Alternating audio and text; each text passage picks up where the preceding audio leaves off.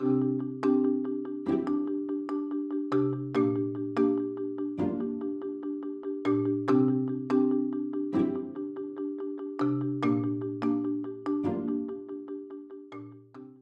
you look at people who are living in rural poverty, what do they say about why they move to urban areas? They need job opportunities. They are looking for a chance to be part of the global conversation.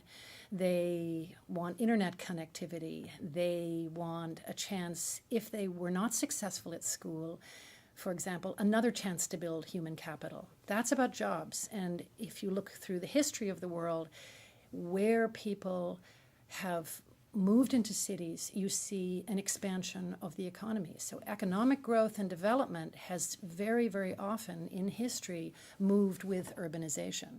Urbanization is positive for development.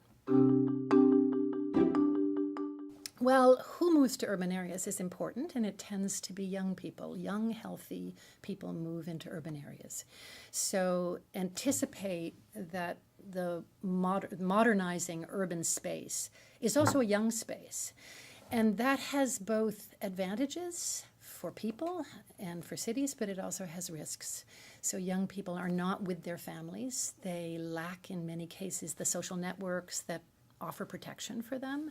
And so there are risks of exploitation, of underemployment, of violence, of lack of access in urban slums to the very health systems or educational opportunities that they had hoped to find. There can be a lack of those. I think part of what we have to anticipate is this clustering of young people in informal areas and start thinking about service structures and infrastructure that respond to them in really creative and innovative ways. So we do need transport so that young people can move into the city center for work and opportunity. We need health systems and new educational and training opportunities that don't cluster exclusively in the urban center, but in fact reach out into these informal areas. We need to get creative about housing. Absolutely, we need to think about protection in the context of housing, both for young and older people. Can we recreate communities in some way, in innovative ways in urban areas?